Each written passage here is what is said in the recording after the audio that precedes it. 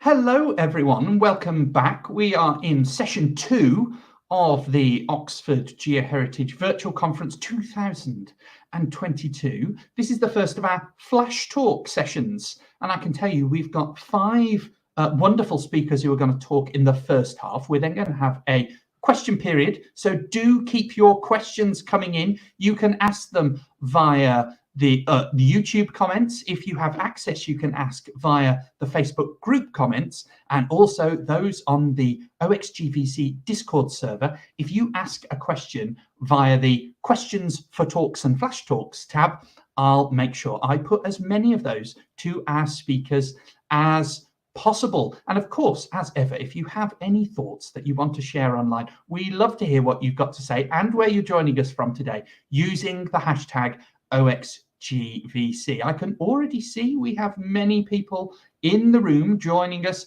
from all around the world.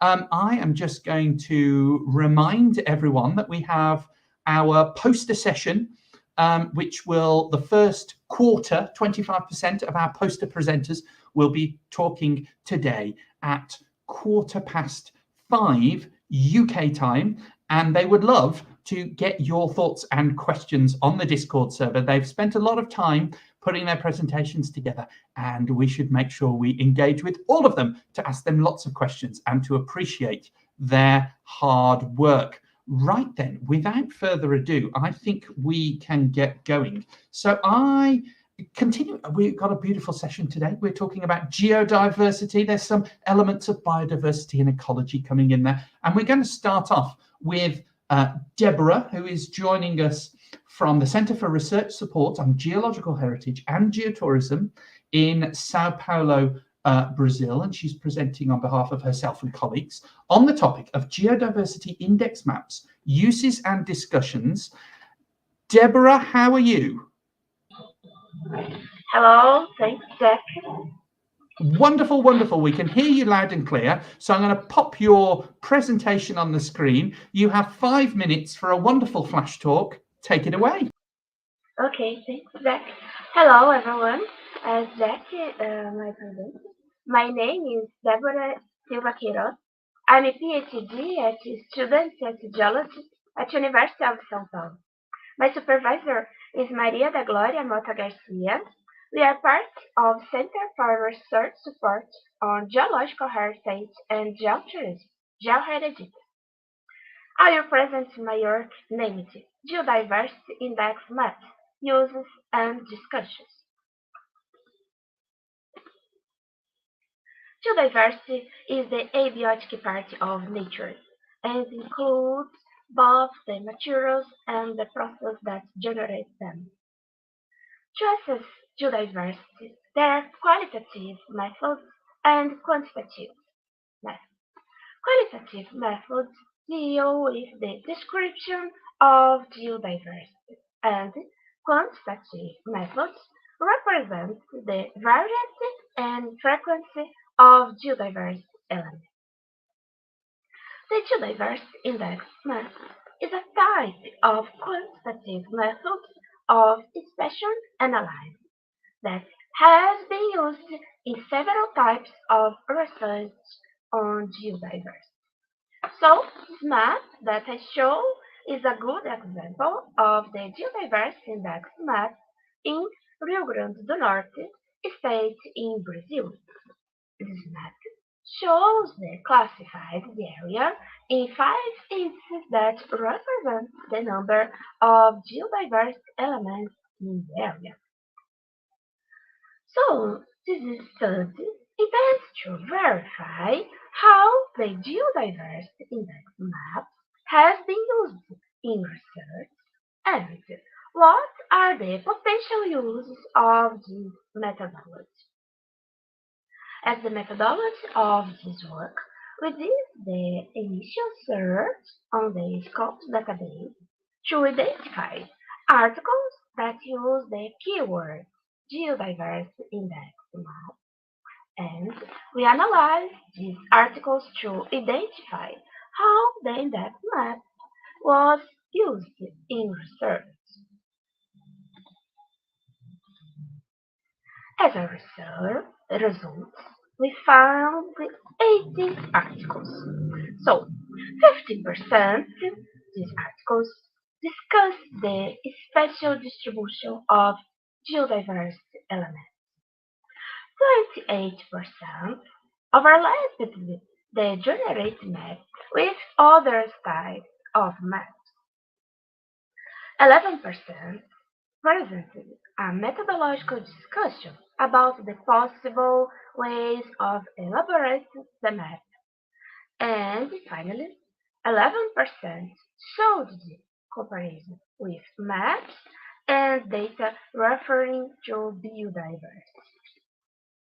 So, the results indicate the predominance of using the geodiversity map to discuss the spatial distribution of elements in an area.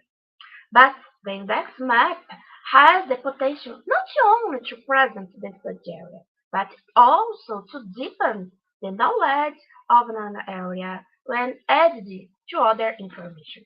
For example, the use of index map overlays on watershed maps, urban expansion data, and biodiversity data, among others, can help to increase understanding of the study area. In addition, the Geodiversity Index map can be used as a basis for select area for field work or select the priority areas for public. 1 minute. Okay, thanks. Select area for public policies or priority area for identifying ecosystem services provided by geodiversity. So we conclude that the Geodiversity Index map is an important method of spatial analysis, but it needs to be further explored. Thank you for your attention. Thank you so much to Deborah for a wonderful starting flash talk. These are not easy things to give, and that was a wonderful example. So thank you so much to Deborah. We're going to stick with our friends in Brazil and go straight over to Laura, who's also joining us from Sao Paulo. And Laura is going to be telling us about the impacts on ecosystem services provided by geodiversity, a study on the southeastern coast of Brazil. What a wonderful talk and a beautiful segue from that talk from Deborah. Laura, you've got 5 minutes. Take it away. Hello everyone, I'm Laura Balaguer and I will present the impacts on ecosystem services provided by Geodiversity. I study on southern coast of Brazil. This work was led by me, Maria da Glória Garcia, my supervisor, Fernanda Reverte and Lígia Ribeiro. As we know, nature conservation strategies have been focused on a biodiversity perspectives, could cause an impact on ecosystem services provided by geodiversity, since the nature diversity is composed both living and non-living elements and processes. So the protected area has an important role in the maintenance of this ecosystem services, and in Brazil we have 32% protected areas of the total of Caribbean and Latin America. So the objective of this study was identification of ecosystem services provided by geodiversity and to evaluate the impacts on these ecosystem services in the southern coast of Brazil. In yellow, we have the study area, Caraguatatuba municipality, and the green, we have the protected area. The methodology was based on Reverte et al. 2020 and was divided into 2 steps. The first step was recognition of ecosystem services provided by geodiversity, carried out by definition of essential geodiversity variable and identification of ecosystem services by consulting theoretical framework and classification of grade. The second step was assessment of impact on ecosystem services provided by geodiversity and was divided into 4 steps. The first, we have land use maps, the 1990 to 2020. The second, obtained significance degree of land use categories.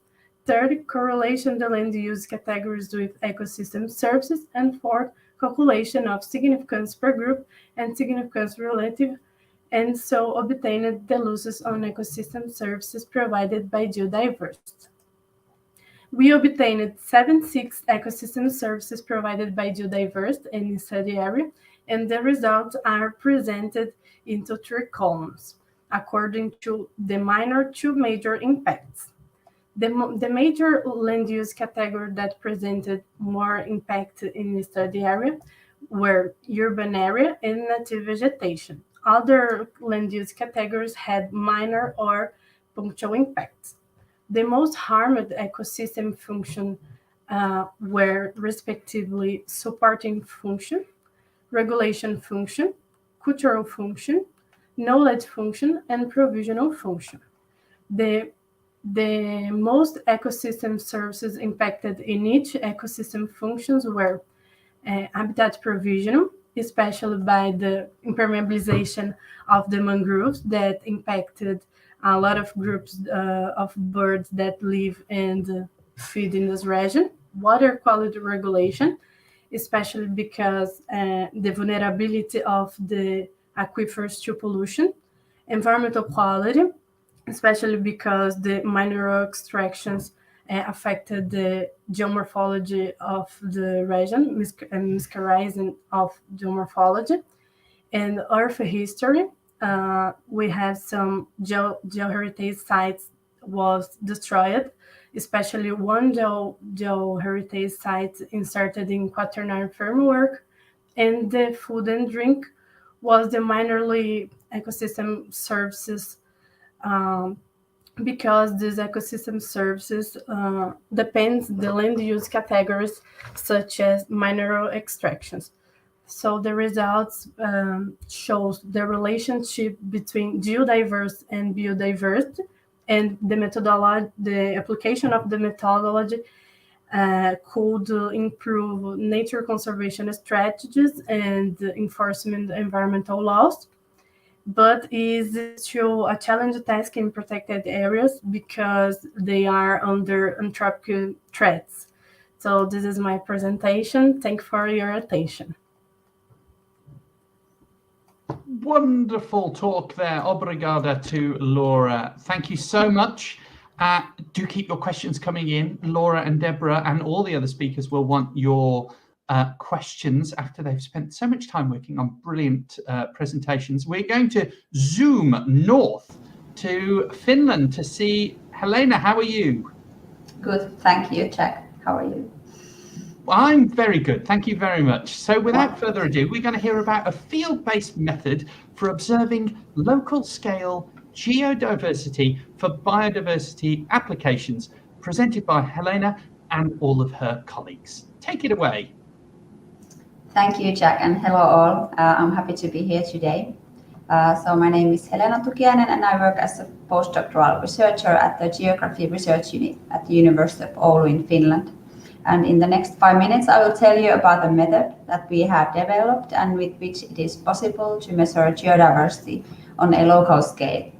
The method is presented in detail in a recently published article, which is openly available at the Journal of Applied Ecology website. There is a variety of methodologies for measuring geodiversity, as you may all know, and in studies where the relationships between geodiversity and biodiversity are explored, the focus has this far been on landscape scale investigations. This is partly because of the lack of methods for collecting geodiversity data on a local scale, so at the scale of few to tens of meters.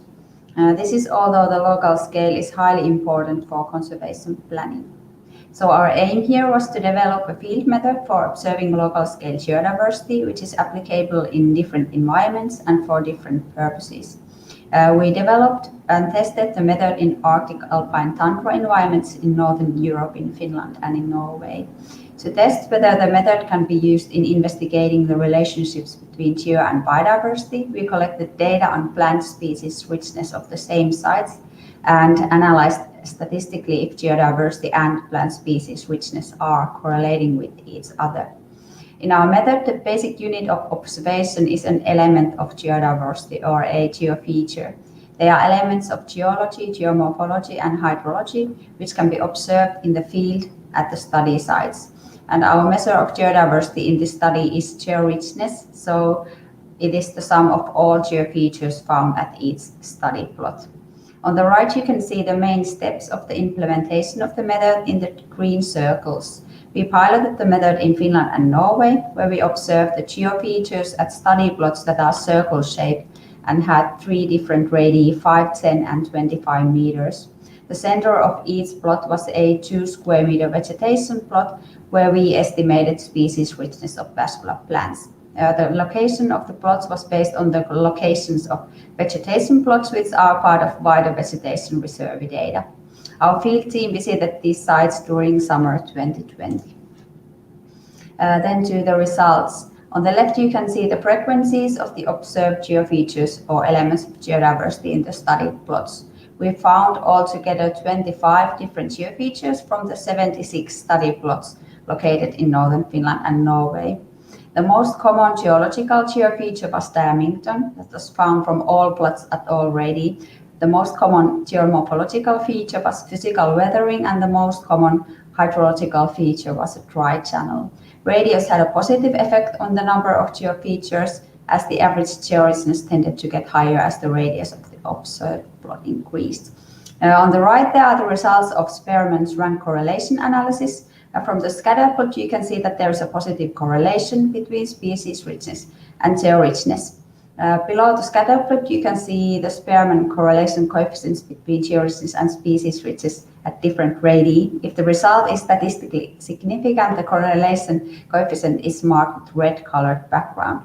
And as you can see from the coefficients that I have highlighted with the circles, there are constant positive correlations between geodiversity and species richness of the plots. It can be summarized that the method worked really well in our test plots. The geofeatures that the pilot group, who were physical geographers but not experts in geomorphological mapping, what they found are typical for the local conditions in the Arctic alpine tundra. So the method, it has a high potential for observing local scale geodiversity even without extensive geological training. And it could be further used by scientists, but also, for instance, by conservation planners. According to the results, vascular plant species richness was positively correlated with local scale georichness, and this is valuable empirical evidence for the positive geodiversity-biodiversity linkage. The practical potentiality of the developed method is versatile, as it can be extended to investigate various environments and different organismal groups, and it can also be developed further by collecting additional information from the same plots. For instance, it is possible to make soil sampling or drone imaging in the study sites. Thank you for listening. I'm happy to reserve questions and comments, and you can also contact me later by email or in Twitter or ResearchGate. Thank you. Thank you to Helena. We're now going to get back in our virtual plane and fly all the way back to Brazil, where we're going to be joined by Juliana, who I'm going to bring up on the screen. Juliana, how are you? Okay. Wonderful. We can hear you loud and clear. Here is your presentation on the screen, and Juliana's going to speak to us about a biological view on geodiversity. Your 5 minutes starts now. Okay. Good afternoon, everyone. I present my work, A Biological View on Geodiversity, prepared by myself, Juliana Fonseca de Meira, and in partnership with Rosângela Garrido Machado Botelho. Is a complement to the work developed for the EBGE. Rock, soils, rivers, volcanoes, climate, oceans, among other like this condition, protection, and challenge the survival of species, promote our biodiversity of Earth. By investigating and outreach these interactions, we defend a biological perspective on geodiversity and on the need for its evaluation and protection for the future of species on the planet, including ours. For which case, the following have been identified. interactions by geodiversity elements involved, the biotic species and geodiversity as aspects involved, the place of currency, insertion in some kind of spatial area, such as geopark, the existence or not of formal protection, the presence of threats.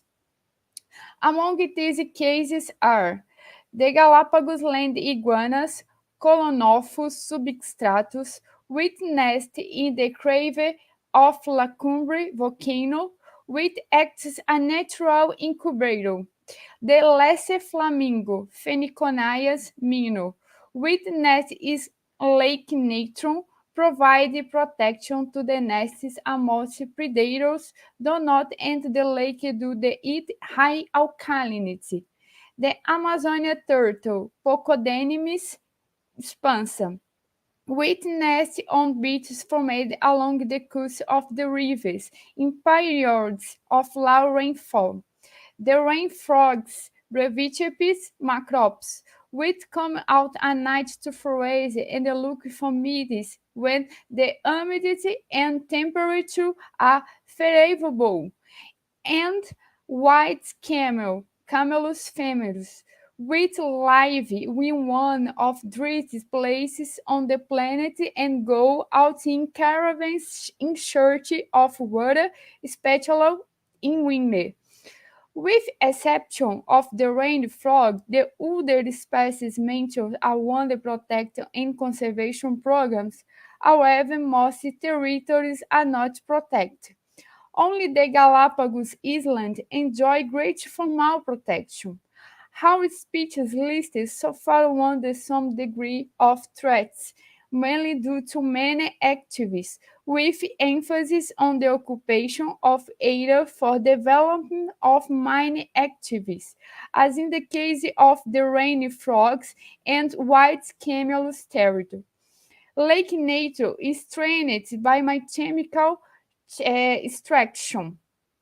In addition, there are a variety of variations in precipitation and temperature patterns in certain regions, which have affected some of these interactions, as in the case of Amazonia turtles. The examples cited show that there is still a mismatch between protection of biotic species and protection of abiotic elements. Effective nature conservation can only be achieved through the recognition that geodiversity is the basis for life in its different forms complex areas. Thank you.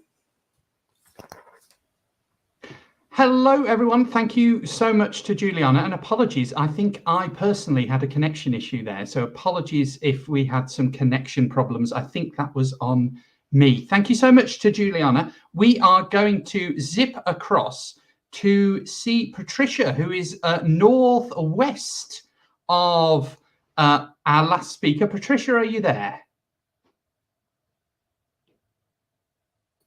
Yes, thank you. I was mute and without the camera, sorry. Wonderful, Okay. Patricia. We can hear you loud and clear, all the way from Guatemala, who's going to talk to us on common pattern of distribution for Mesoamerican triatoma suggests geological association. A wonderful end to the first half of this and very much on theme. Take it away, Patricia. Okay, thank you very much.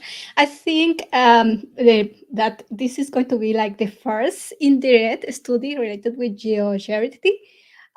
This study was beginning with my bachelor studies, because we were working with this teratoma immediata, that is a vector of disease, a very important disease in Latin America, and we were observing all the time that there was a common pattern around all the areas. So I will show in the next slide how was this. So this is the vector of Chagas disease, the teratoma immediata in Mesoamerica. For South America, it's a different hemiptera. And we have observed that for this particular species that we were thinking in the beginning, that was one species, there were 3 different groups that were very strong, always separate. There was a common pattern. The first one was in the south of Mexico, that is the part here up, a little off of the Mayan plate. The second one was in the Yucatan Peninsula, that is exactly the Mayan plate, what is the green part. And the third one was in the remaining part of Central America.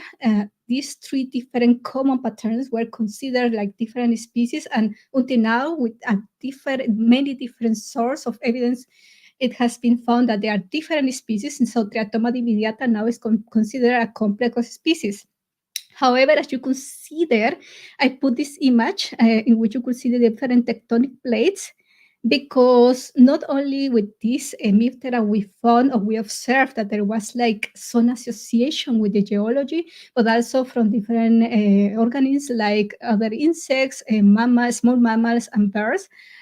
And additionally, there is also some small divisions that are called morphotectonic units. So we were wondering if there was really an association, maybe not only from Triatoma dimidiata, but the others also with these tectonic plates. In this case, I only was counting with the information for Triatoma dimidiata. And we want to know whether these common genetic and phonetic patterns of distribution for the complex of species was related with the geological variability of the area. So for that, I was taking all the information available, morphometric, cytogenetic, antennas and cilia, genome, nuclear and mitochondrial DNA. And with that, I use pangeographical analysis to detect the generalized tracks was the first. For that, I take each of the source of evidence for each of the 3 species of the complex of the species, and I mapped it on a map with this generalized track, and we could observe here that there was a pattern, exactly like I was saying in the beginning, in the southern Mexico, that is another plate, in the north of Mesoamerica and Yucatan, that is the Maya plate, and all this south that was covering 2 plates, the Chortí and the Choco, well, actually 3 plates. However, this still could be something related with the previous classification of the species. So I want to have something a little more objective. For that, I take again all the data, and first, because we were having together phonetic and genetic data, I analyzed if they were showing the same pattern, and I found that they actually don't show the same pattern. So I separate phonetic and genetic data, and then I analyze with 2-step cluster analysis which were the pattern that they were showing. For the first image is the genetic data. I find 2 clusters, as you could see here. And it's very interesting that the first cluster here in the lower part from the figure A is related to the Maya plate that you could see here in red, while for the phonetic data, we observe 3 different divisions. The first, again lower, is the Maya plate, while the second here to the right is related with the center of Mesoamerica, the Chortís plate. And then the last part is related with the rest of Central America, while for the phonetic, we could see only a north and then the rest of Central America. This is very interesting because at the end, it's not showing any relationship with the morphotectonic unit, but with the big tectonic plates, the Maya, Chortí, and the Chorotega plate. And indirectly, it's also showing some relationship with the ecotypes, because in the north, due to the karstic characteristic of the Yucatan Peninsula, there is always a lot of forest remain, and therefore the Triatoma dimidiata has a tendency to be always wild, while the rest is always domestic. So this show in some form that there is a correlation for this species related with the geology. So this is everything for now, and thank you very much for your attention. Perfect. Thank you, Patricia. And at that point, I'm going to ask all of the speakers who have just spoken to join me again. So I'm going to pop them up on the screen, Helena as well. And do remind everyone to, if you've got any questions, do keep them coming in right away. And also, if any speakers want to ask questions of each other, do fire away. I will start by asking Helena, and then anyone else who wants to answer. Do you think the biologists fully appreciate the influence that geodiversity is having on their studies? You know, we've just seen a host relationship between biodiversity and geodiversity, and do you think that biodiversity people fully appreciate that?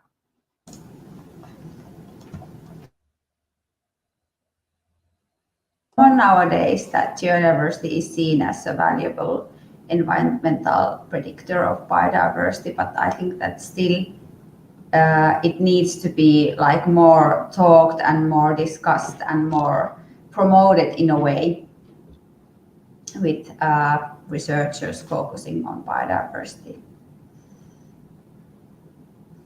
But there has been development in the past 5 years.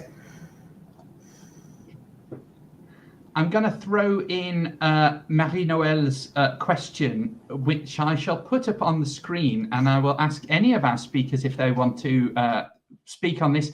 Do you think the relation between biological elements and geological elements may help for the preservation of both?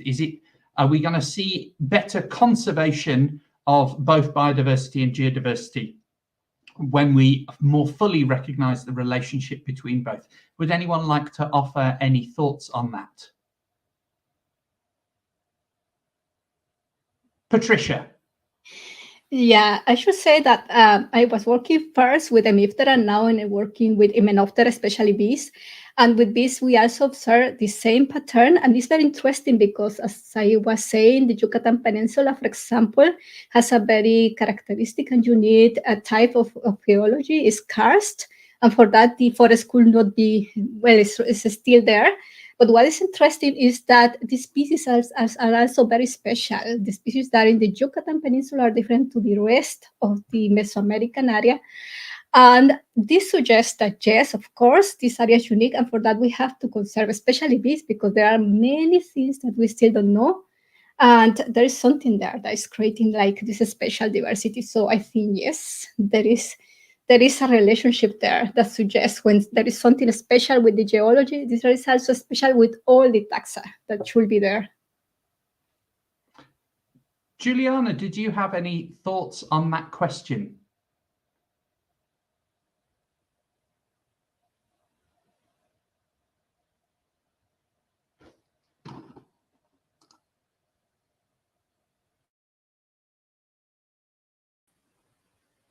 Laura or Deborah, did you want to add any question?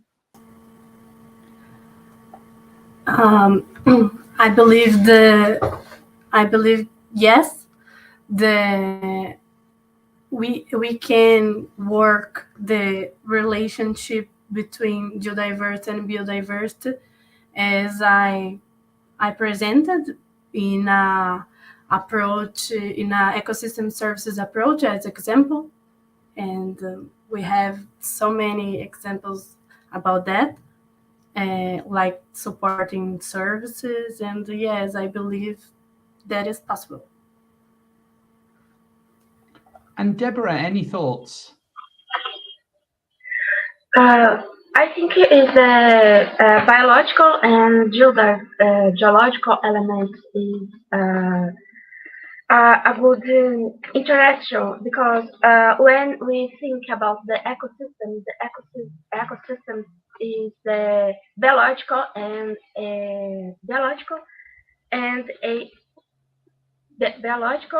abiotical part. So we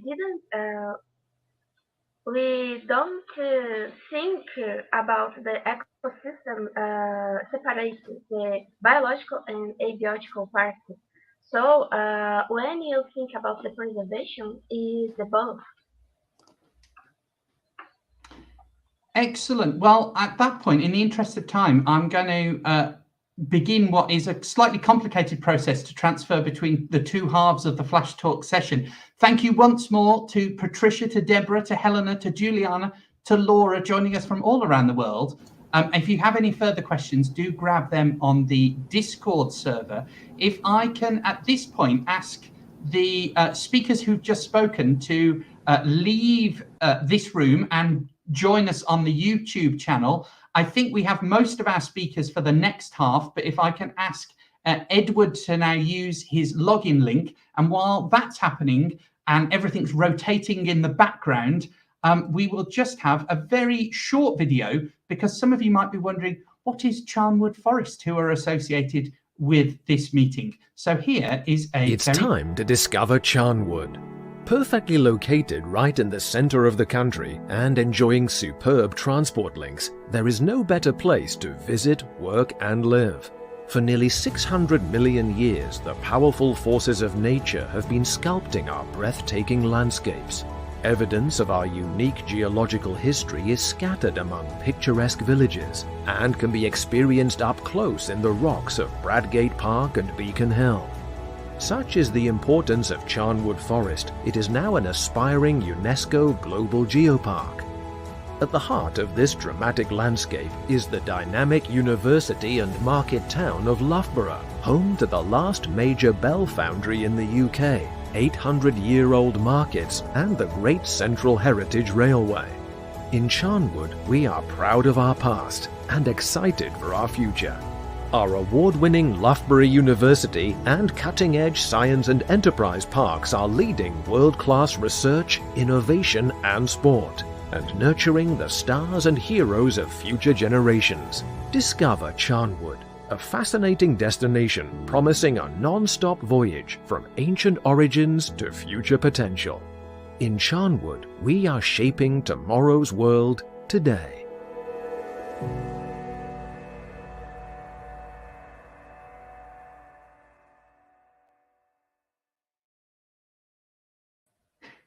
Excellent, and welcome back to part 2 of session 2, where we have 5 more brilliant speakers. I'm now going to ask Luis to join us on the screen. Are you there, Luis? Is your camera there, microphone? Hello, how are you? Oh, I can't hear you. And you are not, you are, I can see that your microphone is fine here, but I can't hear you. And I don't think anyone else can either. In the interest of time, what we're going to do is, fear not, Luis, what I'm going to do is suggest that you log out, log back in again. We will make sure we hear your presentation, and I'm going to ask Elaine to go first. So if you log out, log in, hopefully that will reset. Make sure you test your audio when you come in, and we will make sure we hear your talk. Apologies for that, Luis, but we still can't hear you. I'm going to call up Elaine. Hopefully, Elaine can hear me. I'm hoping so too, Jack. Thank you, Elaine. That proves that at least my speakers are working. Fear not, Luis. We're going to make sure we see your presentation, but we're going to jump just slightly ahead to hear Elaine, who's going to tell us about geodiversity, enriching an urban tour of the classical cities of the Spanish Meseta. And Elaine's talk is there and ready to go. So thank you very much, Elaine. Take it away. Well, good afternoon, morning or evening, whatever it is. I'm Elaine Hooton and fairly new to the discussions and discoveries of all things geodiversity. I'm fortunate to be taking up a research degree in this field in October. And news of that reached me just as I was setting out on my first journey outside the UK post-COVID to explore the interior classical cities of Spain. So I asked myself, how could awareness of geodiversity enrich this experience? Murray Gray has written on the subject to see geodiversity in 3 aspects: topography, materials and processes. And so with this in mind, I ventured forth. Landing in Madrid, it became clear that the cities in question lay either side of the Guadarrama range in the central system, sitting east-west across the high Meseta plateau of inland Spain.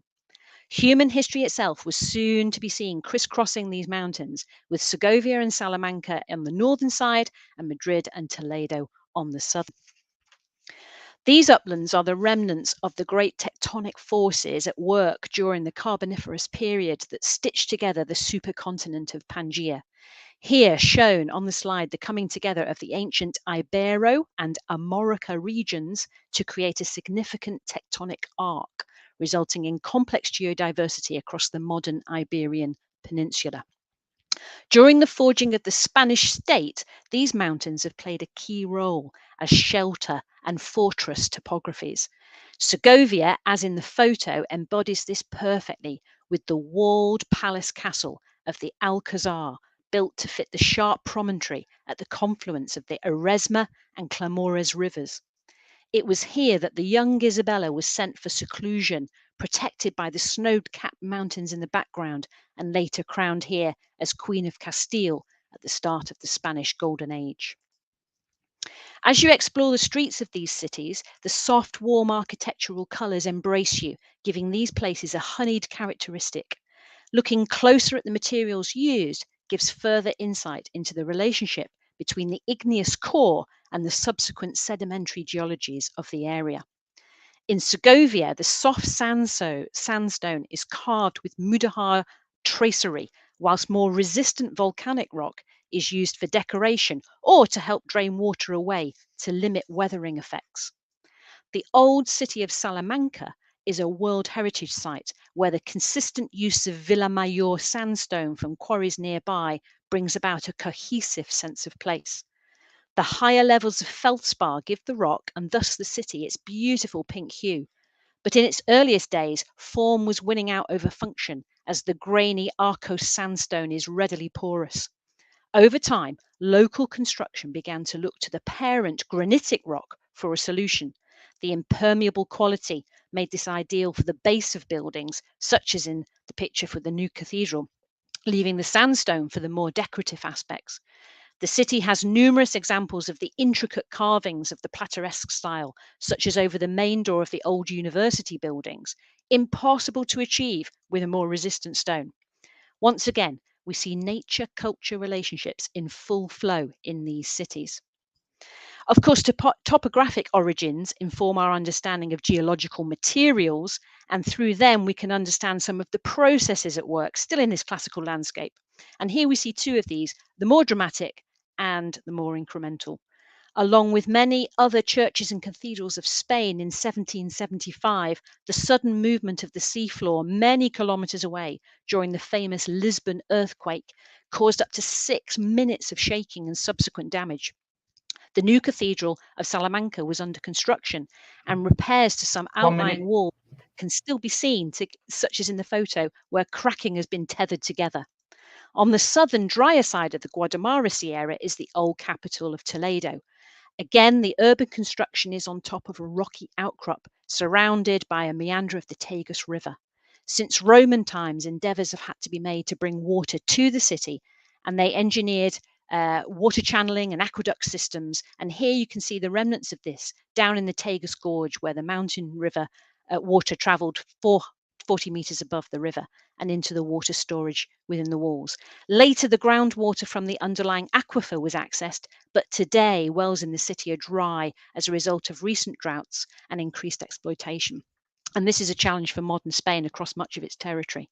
So thank you for your attention on this whistle-stop tour. Looking at our urban centres anew through the lens of geodiversity is indeed an enhancing experience, and hopefully can connect more people to the natural backdrop to their cultural lives. Thank you very much. Wonderful. Thank you, Elaine, for starting us off, and sorry for springing it on you a few minutes earlier than you expected. I'm going to ask Luis to join us on screen again, and hopefully we have some sound. Luis, are you there?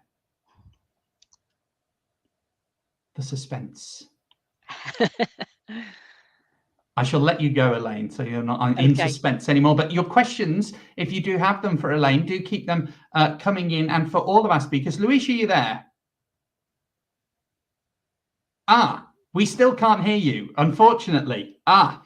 Right. What we will do, we are going to sort this problem. We are going to see Luis's talk. We are going to skip to our next speaker while I chat in the background with Luis and we sort out any sound problems Luis has. So the next one, I'm pleased to say we have Edward joining us. Ed, how are you? I'm well, but I don't know how to share my slides, Jack. No problem. If you click share at the bottom of the screen, okay, and then you should be able, a share screen button should appear there, and you can either share your screen or you can click slides and then from your computer and upload the PDF or PPT. While Ed is doing that, of course, there is an ongoing discussion from the first 5 talks happening on the Discord server. So if you have any further questions for the first 5 speakers in session 2, you can ask those and get them answered on the Discord server. How's it going, Ed? well, I'm going to try this. There we go. I can see it's doing something. I can see your screen share. If you go to full screen on that, I think we're seeing your presentation mode there. So I'm going to bring that up on screen. There we go. Perfection. Ed, who is going to talk to us on curriculum design as a metaphorical and practical guide for meaningful descriptions of geoheritage attributes. Thank you so much for joining us, and take it away. Thank you very much. Hi, my name is Ed Robeck. I am the Director of Education and Outreach at the American Geosciences Institute. And we are working with a number of groups that are working, partner organizations that are undertaking efforts to catalog, describe, and preserve sites with geoheritage value. The goal is to promote conservation, recreation, and aesthetic appreciation, as well as education and other uses of and attention to the sites all at the same time, which becomes a pretty complex endeavor. This has led us to consider how the development of this information can be done and the questions that emerge as to how to structure these descriptions of the sites. These are questions about what information is included, how to convey it, and who needs to be involved in this process. One approach that we're exploring is to consider conveying the information about geoheritage sites using frameworks of curriculum design. The idea of using curriculum design in this flows naturally out of the intent of geoheritage site descriptions. That is, that the idea is that about the site is that there's some kind of information that is worth knowing. Considering what is worth knowing is by its nature an educative endeavor, suggestive of curriculum design. We can look at principles such as these of curriculum design and see how they apply to geoheritage. For example, the idea that curriculum should be balanced, that is, that it promotes multiple values and dimensions of development all at the same time, applies well to geoheritage. Those who have been involved with geoheritage know that geoheritage sites often display multiple values, aesthetic, scientific, economic, and others all at the same time. If we look at the last on this list as well, that curriculum should be equitable and inclusive, we recognize that this is one of the discourses within geoheritage descriptions as well. That is, how do we make a site accessible and the information about the site accessible to people from a range of different backgrounds? But I'm going to skip ahead a bit here to bring up another set of ideas about curriculum design that apply well to geoheritage, and that is that decisions about what is worth knowing and how knowledge is transferred among people are not neutral. They're inherently political. In curriculum design, we have 3 types of curriculum that we talk about: formal and explicit curriculum, that is the defined standards; hidden curriculum, that is what's included but not stated; and the null curriculum, which is what's not included, or is it sometimes actively excluded. We can apply these to geoheritage, thinking about what information will be included about each site. Is there an official script about what needs to be included? What's explicitly given values and status to the site? And what uses of the information are being planned for as the site is described? When we think about the hidden aspects of that information, we can think about what attitudes are implied by the information, such things as about land use, about ownership rights, and how those are implied by the way the information is presented about the site. What norms are being conveyed about things like the meaning of conservation, about what recreation might take place at a site, and what the meaning of recreation is, and the aesthetic value that the site is intended to convey, and what aesthetics means to different people. We can also look at the null curriculum. That is, we can think about what perspectives are not addressed. That is, whose cultures, whose values, whose histories are included or not included as the site is described. We can also think about how equitable access to the status of geoheritage site is provided to different sites and is therefore a site that is valued more than others, and is that provision of that status equitable among different sites that might carry the title. 1 minute left. Thank you. So this provides us with some starting points for principles of curriculum design to encourage communication that is conscientious and explicit about things like audiences, histories, issues and controversies that are included, methods of inquiry, narratives, and so on, about what can be included as the site is described. A value of doing this is that as geoheritage resources are described in this way, they can be brought into and support formal education, which can in turn form a knowledgeable populace about geoheritage, creating an interacting system where geoheritage, formal education, and curriculum design are all mutually supportive with each other and promoting a populace that understands geoheritage as a framework. And with that, thank you very much. Thank you so much, Ed. Wonderful presentation. Thank you, thank you, thank you to Ed. And if you've got any questions, do keep them coming through in the comments. We are now going to go to Levi Garcia Romero, who's going to talk to us about urban touristic impacts. Levi, how are you? Hi, how are you? Hi, everyone. Good, thank you. We can hear you loud and clear. So I'm going to bring up your presentation. There it is. And take it away. Okay. First, we have two questions. Why this work? Because the coast, especially the sandy coast, has a high pressure that could have affected and currently is affecting the natural geoheritage. And the second question is, what pressure is there on the sandy coast? Mainly the liberalization process, especially by the urban development of tourism in the Canary Islands since the 60s years.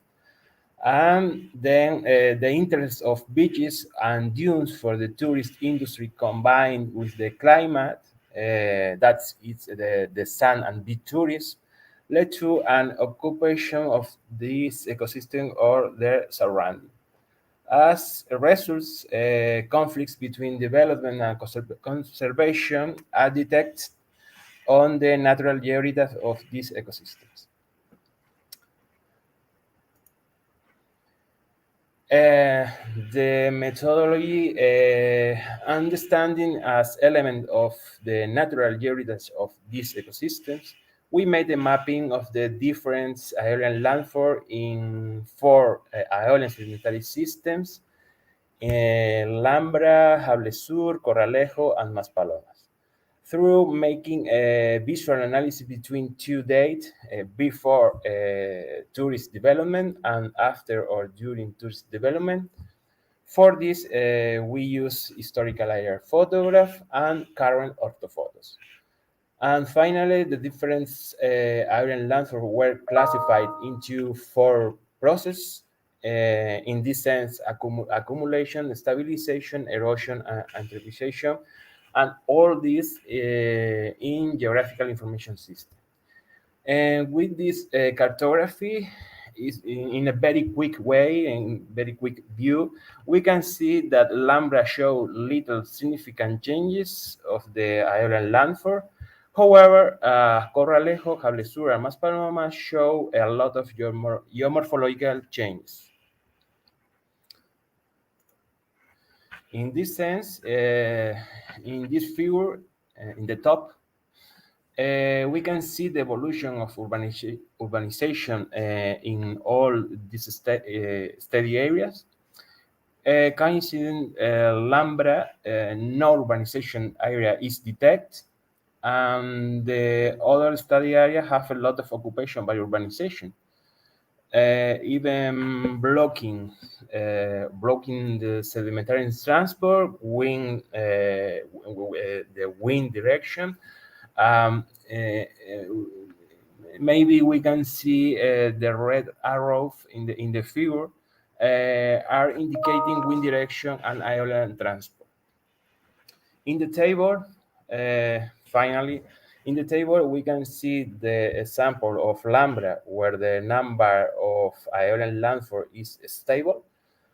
But the sample as Maspaloma show that the number of island landfall as indicator of accumulation, the transport, island transport, and good condition of the system has decreased by 50%, and therefore the natural geoheritage elements have decreased. But island landfall, or rather anthropogenic surface, have increased by 400%.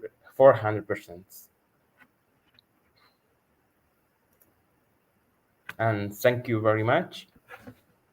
Oh, perfect timing, Levi. Perfect timing. Brilliant. Thank you so much for your wonderful presentation. Keep your questions coming in, and we are hopefully going to hear, we've got faith. Come on, Luis. Are you there, Luis? Is he there? Come on. Technology be on our side today. Oh, I think I can hear something. Luis, I think you're there. Say something. Here, thank you for patience for technology. Luis, I can hear you, and we can just about see you too. And I am going. It's wonderful to see you. I can also see your presentation. I'm starting. So, if you go to full screen on your presentation. Okay. It's worth the wait, because we are very excited to hear about 13 years of dissemination of geodiversity in the state of Rio Grande do Sul, who have recently got a new UNESCO Global Geopark, everybody. So we're looking forward to that. Luis, are you ready? Yes. Hello, people. I'm Felipe. Take it away. In Brazil. Do you hear? We hear you loud and clear. All is well. Please begin. Okay. Tela compartilhar. Excuse me. Okay, agora. Yes. Okay.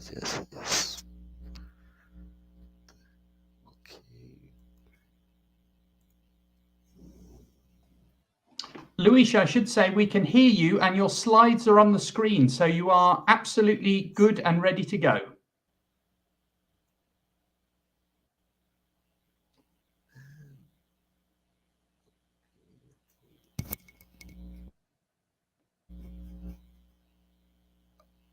Okay. And I'm Luis Felipe. I'm a student for Geodissemination in Rio Grande do Sul. And Georoteiros é projeto and creating. Excuse me.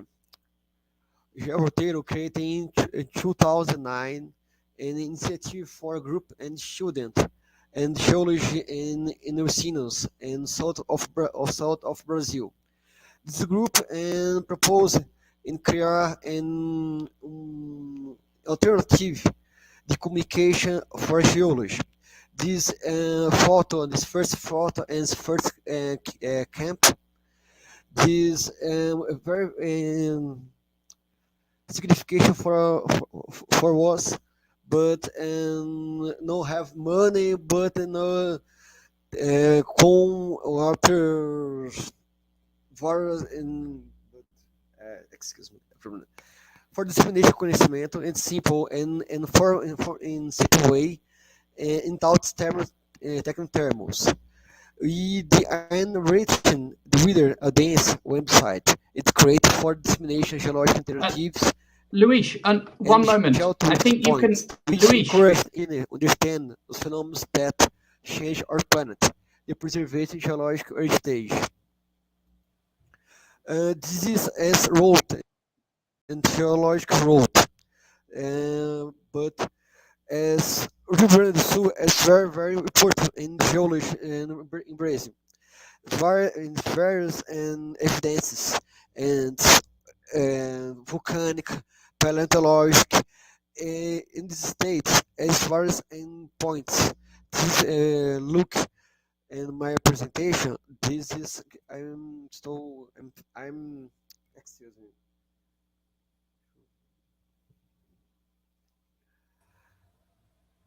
Luis, I was just going to say you can hold your microphone further away from your mouth. That's okay. And we can't see the changing.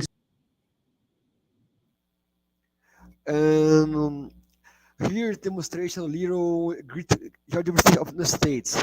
It's a large and longitudinal jump toward the Yucatan and up. This 3 years of dissemination.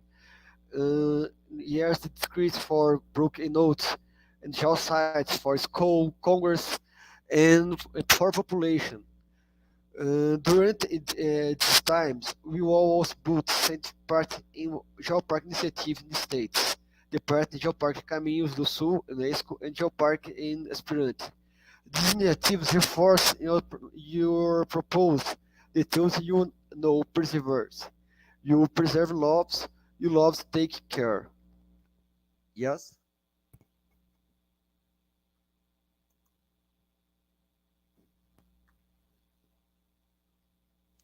Okay. Jack?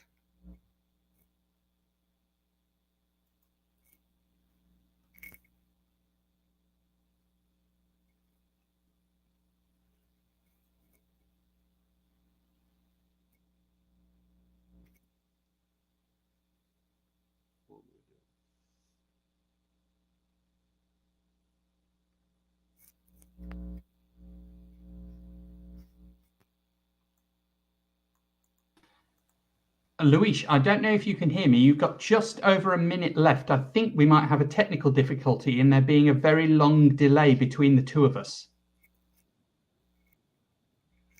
Oh my God.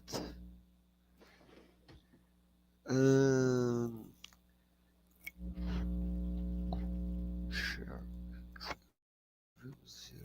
Share.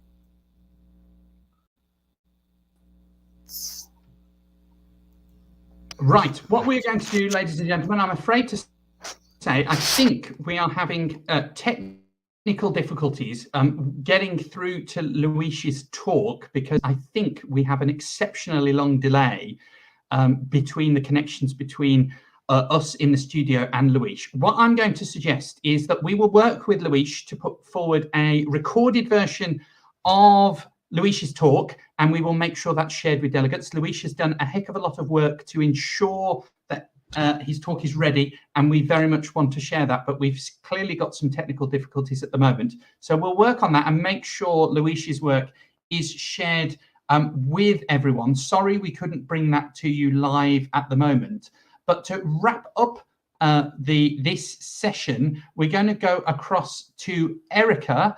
Erica, how are you? I'm doing great. How are you doing this morning? Wonderful. Thank you for joining us. And we're going to hear about landscape at the heart of the mid-continent rip area. So I can see your slides are there and ready. Take it away, Erica. Thank you so much, Jack. Thanks everyone for the opportunity to be here today. My name is Erica Valle. I'm a geosciences research scientist at the Great Lakes Research Center here in Michigan in the United States. And myself and my co-author Bill Rose, we have been active for over a decade now at advancing geoheritage in our community. And so while we are the authors on this presentation, I really would like to point out that this work reflects the efforts and the values and the priorities of many, many, many community partners in our place. So with that, let's spend a little bit of time exploring some of these relationships in the Keweenaw Peninsula. So just to start with a little bit of context, the Keweenaw has a very deep and meaningful geoheritage, and that is first defined by the billion-year-old geology at the heart of the mid-continental rift system. So we're located right in the middle of the North American continent. You can see this little tiny map of Lake Superior. This is the peninsula juts out at the southern part of Lake Superior. So mid-continental rift geology, large flood basalts, some of the largest known lava flows on the face of the planet interbedded with conglomerate layers. And of course, that geology has created the basin for the largest freshwater lake on Earth by surface area. And so this geological past has created all of the natural harbors and islands and peninsulas that people play on, that people learn on, and that people come to visit because of the natural beauty of our place. Also of note, this is the site of the largest known native copper deposit on Earth.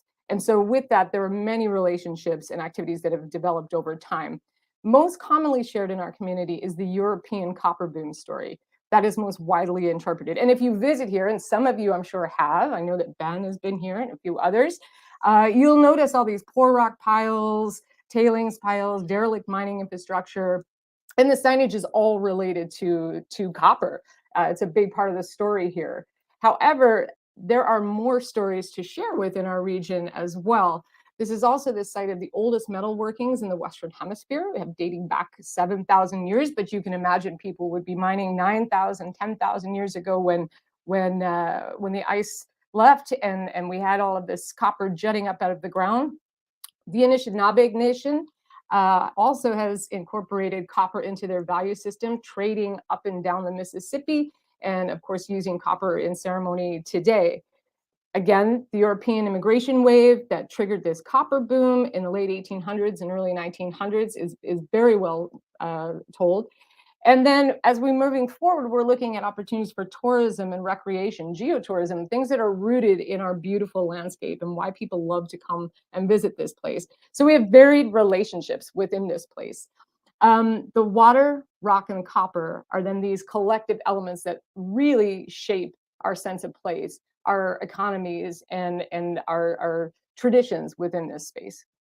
So looking ahead and talking about using geoheritage for increased earth science literacy and sense of place, and a lot of the things that Ben was talking about in the keynote speech this morning about resilience in communities. So we've been thinking about other ways that we can interpret our geologic features and landscapes through the lens of both traditional knowledge and Western science. So braiding knowledge sets to tell a story and determine what stories are missing in our community. And so focusing on equitable ways of knowing and developing research partnerships that reflect the priorities and the values in our community, and elevating and preserving Indigenous culture and language. And I see that there's a presentation in the posters from Ireland that focuses on this idea of toponymy and how language holds knowledge. And we want to revitalize that in our place. Thank you, Jack.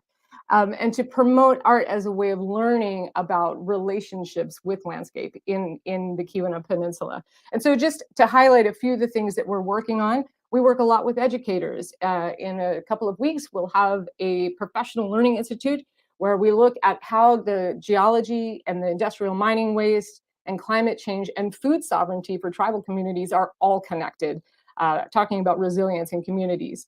We are also offering internship opportunities for high school students to be in the field with Indigenous knowledge holders and Western trained geoscientists to read landscape together and to create story maps as a reflection of their experience in the field. We also, and these are all links that we can share if you're interested in learning more about these, local literacy modules that help tell different stories in our community, not just one period in history, but span a deeper passage of people. And then we're so delighted to work with artists who are creating music that's connected to our place and visual installations as well. Thank you so much for the opportunity to be here. There's a lot to share in 5 minutes and look forward to the rest of the conference. Thanks, Jack. Doing a great job facilitating. Appreciate it. Thank you so much. And thank you to all of our presenters. We're still holding out hope that Luis might be able to get one of his colleagues to join us to present. We'll go ahead with the question panel, and if we can bring things together, we might have Luis's presentation live, but we're working on that so that we can bring it to you at some point during this week's OxGVC. At this point, I'm going to ask Levi and Erica and Elaine and Ed to join us on screen. We've got lots of praise for your presentations. We have, let's take a look at some of them. Jonathan Larwood, very much enjoyed your talk, Elaine, and looking forward to working on all things geodiverse. And I can also see that Stephen was very happy. Robust connection between scholarship of teaching and learning and geoheritage. Ed, thank you so much. And Ben was referencing Ed and asks if you've got a longer version of your talk. I should firstly apologize for forcing them all to do only 5 minutes. We've got a lot of people wanting to present this year, and it's a little way of everyone saying a little bit. But Ed, did you want to comment? Do you have a longer version or a paper or something that Ben could have a look at? I do have a longer version. I don't have a paper, but I'd be happy to correspond, Ben. That would be a delightful. Excellent. And a reminder that as well as people being in the Discord channel, where I'm sure they're happy to have a chat, all the corresponding presenting authors of all the presentations, posters, flash talks and talks are in the abstract volume. So you are able to contact them. And we had lots of lovely questions and talks. Oh, do we have? Oh, that's one we haven't seen yet. Superb presentation as always, Erica. Thank you. Really, everyone being very, very hopeful there. I wonder, do any of the presenters have questions for each other?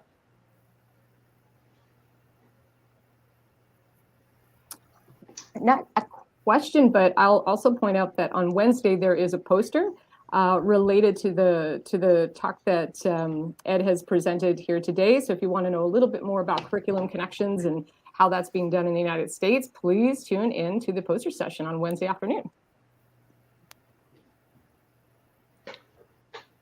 I wonder if particularly Levi and Elaine might like to reference. You both talked about urban geoheritage and urban geodiversity. Do you find it is easier to engage people with that just because of the density of people, or do you find it's harder? I could imagine that geodiversity is a concept people associate with mountains and wide open spaces. So what do you both think of engaging people with geodiversity in the concept of an urban environment? Is it easier, or is it more difficult, or is it more complex than your chair is trying to make it? Levi, what do you think? Difficult. It's very difficult to maintain the because there are a lot of interests related to the tourists. The tourist prevalence is more important than the natural heritage in the dunes for the tourist industry. I don't know if I understand. That totally makes sense. Elaine, do you have any thoughts on that question? Okay. Oh, Elaine, you've got yourself on mute. Oh, sorry, big mistake. Yeah, sorry. As I sort of said at the beginning, I'm a little bit new into this whole area of exploration and research and kind of concepts behind geodiversity. So part of the reason why I wanted to have a go at this presentation and look at it is because I was heading off to an urban landscape, and the impression I'd got from a lot of reading around the subject was that it was very rural landscape based and wilderness based, and it was kind of a bit of an intellectual challenge to just see if I could apply it to an urban situation. Absolutely. I'm going to ask a slightly loaded question to Ed, which is people may know that OxGVC played a minor role in starting to roll the snowball that morphed into International Geodiversity Day. And I wonder what role you think International Geodiversity Day might play in geological education and curriculum design? Can we use International Geodiversity Day to help in these efforts? Yes. And I think when we have commemorative days like that, the question becomes, what is it that we're trying to commemorate? What are we trying to bring to mind and share with people across different settings and different contexts? And that's really the value of a commemorative day like that, is that it does bring people together across them. And we can start to think about how the vernacular of geoheritage can get into, in my case, formal education in the US, because as more people hear about it, as more people talk about it, we get to see people starting to think about what sites in their own environments are important and of value to them. And we want to promote that kind of thinking in as many different ways as we can. So I think that those kind of commemorative days do have a role to play in this very much. Thank you so much. Everyone, we have already overrun slightly, but we are trying to iron out those technical difficulties. We hope you will bear with us.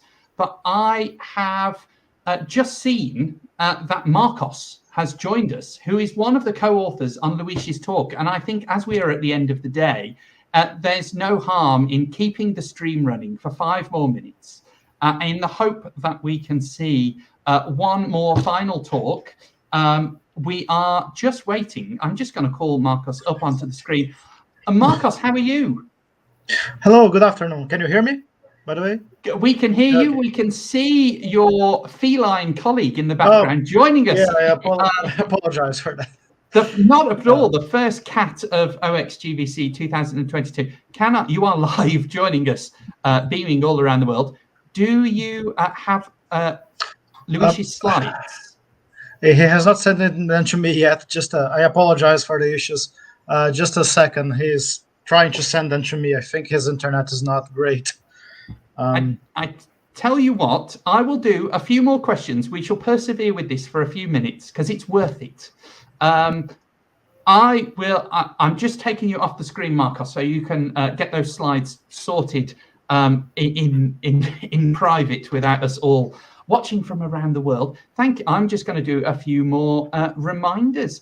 Now, we have wonderful poster presentations after this, beginning in about 7 minutes. You will find those in poster rooms A, B, C, D, and E. And they are in the Discord server. And if you look on the left-hand side of the Discord server, you'll be able to find those poster rooms, both a voice room where you can chat as we are doing now, or a text room where you can type questions as well. There are a number of different presentations, everything from Joe Bailey presenting on Conserving Nature's Stage to in poster room E, you can speak to Professor Zwoliński from Poland about the geodiversity of the Lesser Antilles. So it's all there, a lot of variety, and there's a poster session in every day. I can't see any further questions have come in, but while we're slightly padding for time, do any of the other speakers want to add anything else that they wish they had been able to say if they hadn't been so constrained with time? I'll like to ask Erica a question about you have worked with teachers on the Q&A, I believe, and I'm wondering if you find that they are able to transfer what you do with them into the classroom, or if that pretty easily, or if that's something they find very challenging. Yeah, I think having the local knowledge is very helpful in the classroom to look at what issues are impacting our place, particularly some of the teachers we work with through a program called the Lake Superior Stewardship Initiative, where they're actually tasked with finding things in their community.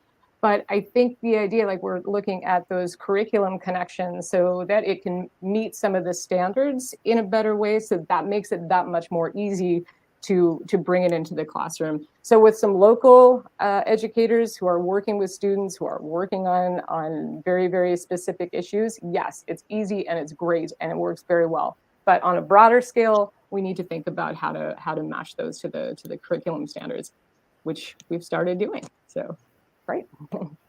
And well, that was my next question: is how widespread are you seeing a lot of schools using Geoheritage concepts, or is it still pretty limited?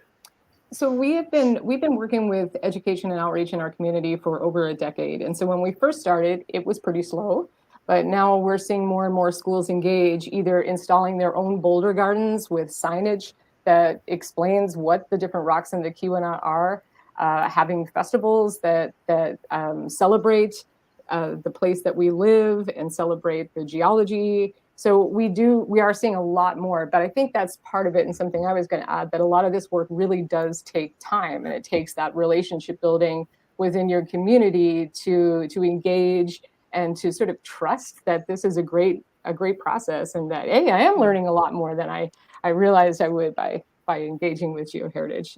One of the teachers said in an institute, Geoheritage is everything. Like, it's everything, and it's true. It's the foundation, the geology, and then how it all connects. So it's a really great way to engage educators, for sure. Yeah, can I just add on that one? It is a really great way to engage people, but part of, because I'm just coming out of being a teacher and moving into this sort of area a little bit more, and one of the issues is the assessment sort of situation, certainly in the UK, makes it very difficult to take a multidisciplinary approach and to be able to see the connections between society and science as clearly as you want to, or between sort of artistic sort of interpretation of things in landscape, rather than seeing it as a sort of purely scientific endeavor. So, you know, it's great to do it, but the exam system sort of constrains that quite a lot. Well, I'm happy to say that we have persevered for good reason, because Marcos Antonio is going to join us, who is going to present on what Luis would have done. And we have the slides. So I'm going to thank Erica, Levy, Elaine, and Ed now. Wonderful presentations, wonderful answering of questions, and very beautiful keeping the show on the road while we just ironed out those final technical difficulties. I'm going to pop them off the screen now and relieve them of their stress. I'm going to bring up Marcos again. Marcos, how are you? Hello, I'm fine. Thank you, Jack. Thank you. I apologize for all these issues, but at least we finally got the slides here. Not a problem. Not a problem at all. These things happen. And sorry that you have been dropped in the deep end, so to speak, to have to do this at the last minute. So we will be more than accommodating. I think, without further ado, take it away. Right. So good afternoon, everybody. My name is Marcos Antonio. I'm here to then give this presentation about our Grupo Geohoteiros, 13 years of the geodissemination of geodiversity in the state of Rio Grande do Sul in southern region of Brazil. So the Geohoteiros RS was created in 2009 by a group of students from the geology course of the University of the Valley of the Rio dos Sinos, also named Unisinos, with the intent of disseminating the knowledge about the geological evolution of the planet Earth, and in particular the state of Rio Grande do Sul, in a simple way that any person that doesn't have a scientific background could understand. We sought to do this because Rio Grande do Sul is a state with a very rich geological and paleontological history. We have wide diversity of geosites that represent many stages of the evolution of the planet, particularly of the breakup of the Gondwana supercontinent. So the website, we subdivided the state in a number of different regions, the geological regions being the ones that are understood by researchers in this country, in this state. And here you can see a little bit of this diversity in these different regions. You have the highlands here in the northern area, where you can see, for instance, the Yucuman Jump, which is the largest longitudinal waterfall in the entire world. You can see here the tooth in the peripheral depression in the middle of the state. Here, some of the oldest dinosaur and fossils have been recovered from the Triassic period. In other region, there are also many fossilized woods. We have large trunks of trees, very completely well preserved, that have been used in many cities of that Central Depression as decorations for the steps of buildings, or as material for the construction of churches and houses. In the very central area of the state, that is the crystalline shield of the state. That is where the most igneous rocks are, and you can see many beautiful vistas there from this very domed and many hills in that area formed from granites and other metamorphic rocks. And in the coastal area, the coastal plain of the state, you can see there the interaction between the lavas that were generated during the breakup of the Gondwana and the sands that accumulated of the old paleo desert that existed in the region. So you can see these large hills that are just the remains of the basalts that deposit in the region, standing right atop sandstones from the Botucatu Paleo Desert, a vast desert that occupied much of the southern area of Brazil during that period. So during these 13 years, we have done, in addition to the website where we disperse this kind of knowledge about the many different geosites of Rio Grande do Sul, we also have gone to schools to show fossils, give presentations in many congresses to bring this knowledge to the awareness of this knowledge being disseminated to other scientific personnel. We have gone to, like I said, schools and other events to disseminate this kind of knowledge to the general population. And we also have been great supporters through this dissemination of the Caçapava Geopark, a geopark that has been whose proposal has been sent to UNESCO and is under consideration to be accepted as world conservation park. That's it for the presentation. Sorry for my flustered speaking. I'm a little, like you said, I was kind of put a bit on the spot, but I hope it was understandable.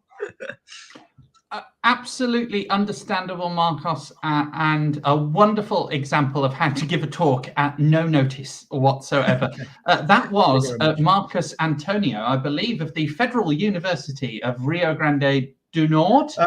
No, I am from University Vale do Rio dos Sinos. I'm from Unicinos. Luis is from that other university. Right. Well, presenting on behalf of Luis, and if, of course, you have any questions for Luis and the co-authors, the email can be found in the abstract volume on the website and in your emails sent out to all delegates. Thank you for sticking with us. I think everyone who is still here, the numbers are still there, will agree that it was worth sticking around to hear that final talk. So thank you so much to Marcos. Thank you again to all of our other speakers in this session.